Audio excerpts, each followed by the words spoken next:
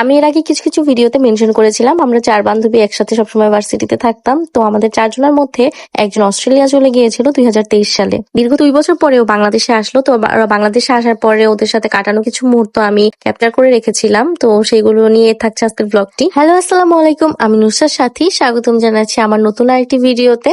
March মাসের 20 তারিখ ভোর রাতের দিকে ওরা বাংলাদেশে পৌঁছায়। এরপরে ওরা সকাল 11টার দিকে আমাদের বাসায় চলে আসে। এসে যে আজানকে গিফট দিল একটা গাড়ি, ও তো খুবই খুশি হয়েছে। আর আমার জন্য গিফট ছিল। ও 2 বছর পর বাংলাদেশে আসলো, ওর সাথে আমার 1.5 বছর পর দেখা হলো। আমরা এর মধ্যেই 2023 সালে থাইল্যান্ডে একসাথে ঘুরতে গিয়েছিলাম। আজান প্রথমে একটু শাই ফিল করলেও পরে আস্তে আস্তে করে তাদের সাথে খুব ভালোভাবে মিশে গিয়েছিল। আর গাড়িটা পেয়ে তো সে খুবই খুশি, আঙ্কেলের কাছে গাড়ি চালানো শিখছে। আমরা ফ্রেন্ডস হলেও আমাদের হাজবেন্ডদের মধ্যে খুব ভালো বন্ধু সুলভ সম্পর্ক রয়েছে, আলহামদুলিল্লাহ। আমিও চেষ্টা করি আমার হাজবেন্ডের ফ্রেন্ডদের যে ওয়াইফ তাদের সাথে খুব ভালো বন্ধু সুলভ সম্পর্ক বজায় রাখতে। ওরা যে বাংলাদেশে আসবে এটা ওদের ফ্যামিলি ছাড়া আমি জানতাম, অন্যান্য ফ্রেন্ডদেরকে জানায়নি। আমাদের একটা ফ্রেন্ডকে ও সারপ্রাইজ দিবে, তো এর জন্যই আমাদের বাসায় এসেছে। আর এখানে আমাদের সাথে দেখা করে এরপরে আমরা সবাই মিলে ওই ফ্রেন্ডের বাসায় যাব। অন্যান্য ফ্রেন্ডরা সবাই জানতো 25 তারিখ আসবে, তো এখানে কাউকে না বলে জুইদের বাসায় চলে আসি। এরপরে দেখেন ওর রিয়াকশন। ওরা দুইজন একসাথে রুমমেট ছিল প্রায় 7 থেকে 8 বছর, কিন্তু দুঃখের বিষয় হচ্ছে যখন জুয়ের বিয়ে হয়েছে তখনই ফাতেমা দেশের বাইরে ছিল।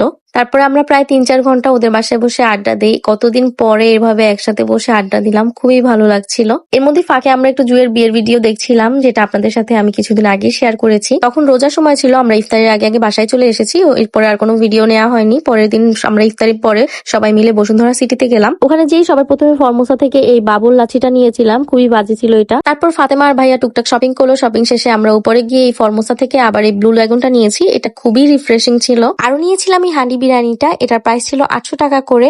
বাট কোন স্টল থেকে নিয়েছে এটা আসলে আমার মনে নেই। ওই দিন আমাদের বাসায় যেতে যেতে বেজে গিয়েছিল প্রায় রাত 1টা। এরপরে ওদের সাথে আমাদের আর রোজার মধ্যে দেখা হয় না। আমরা ঈদ করতে চলে যাই শ্রীমঙ্গলে। আমাদের ঈদের ভ্লগটি আমার পেজে দেওয়া আছে, আপনারা চাইলে দেখতে পারেন। আর এটা হচ্ছে ঈদের পরের ভিডিও। এপ্রিলের 4 তারিখে আমরা সকালবেলা ঢাকা আসি, ওদের সাথে আমাদের দেখা হয় সন্ধ্যাবেলা। এরপর আমরা চলে যাই মিরপুর 12তে। এখানে একটা রুফটপ রেস্টুরেন্ট হয়েছে নতুন, তবে এত বেশি হাইপ ছিল যে ভিড়ের কারণে আমরা লিফটেই উঠতে পারিনি। পরবর্তীতে আমরা ডিসিশন চেঞ্জ করে চলে আসি আবানোতে। ওই দিন ফ্রাইডে হওয়ার কারণে সব জায়গায় অনেক বেশি ভিড় ছিল, এখানেও ভিড় ছিল। আমরা সিট বুক দিয়ে তারপর এক সাইডে বসেছিলাম। আমি এখানে মিরর পেয়ে একটু ভিডিও করে নিলাম। আমরা যখন সিট না পেয়ে এক সাইডে বসেছিলাম তখন আজান একজনের সাথে যেয়ে বসে পড়েছে।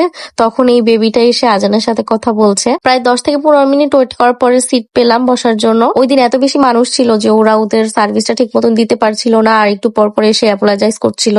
কিছুক্ষণ পরে আমাদেরকে ওয়েলকাম ড্রিঙ্কসটা সার্ভ করে। তো এটা বেসিক্যালি একটি জিরা পানি, তবে আজান খেয়ে খুবই পছন্দ করেছে, এটা টেস্টটা ভালোই ছিল। তো আমাদের 5 জনকে 5টা দেওয়ার পরও আজানের জন্য আবার একটা এক্সট্রা আনানো হয়েছে। খাবার অর্ডার দিয়েও আমরা প্রায় আধা ঘন্টার মধ্যে ওয়েট করছিলাম। তারপরে আমাদেরকে প্রথমে সার্ভ করলো স্টার্টারে আমরা অর্ডার করেছিলাম মাশরুম স্যুপ। এই মাশরুম স্যুপের টেস্টটা অনেক বেশি ভালো লেগেছে, তবে প্রাইস অনুযায়ী কোয়ান্টিটিটা খুবই কম মনে হয়েছে। এই মাশরুম স্যুপটা খেতে আমি বারবার আবানোতে যাব। এরপর আমাদের স্টার্টার চলে আসে। স্টার্টারে আমরা অর্ডার করেছিলাম egg fried rice, seafood fried rice আর chicken garlic and pepper. Egg fried রাইসটার টেস্ট একদমই মাইল্ড ছিল, তবে সি ফুড ফ্রাইড রাইসটা খুবই ফ্লেভারফুল ছিল, তবে একটু স্পাইসি ছিল। প্রথমেই যে বেবিটা আজানের কাছে এসে কথা বলছিল, ওই বেবিটা আবারও আজানের কাছে চলে আসে, তবে এবার আজান একটু ভাব নিচ্ছে। আমাদের ডিনার শেষ করতে করতে অনেক লেট হয়ে যায়, পুরো রেস্টুরেন্ট প্রায় ফাঁকা হয়ে গিয়েছে। এই রেস্টুরেন্টের খাবার টেস্ট ভালোই ছিল, তবে প্রাইসটা একটু ওভার প্রাইস মনে হয়েছে আমাদের কাছে। আজকের ভিডিওটা এতটুকুই, তবে এখানেই ফাতেমার ঢাকা টু অস্ট্রেলিয়া ব্লগ শেষ না।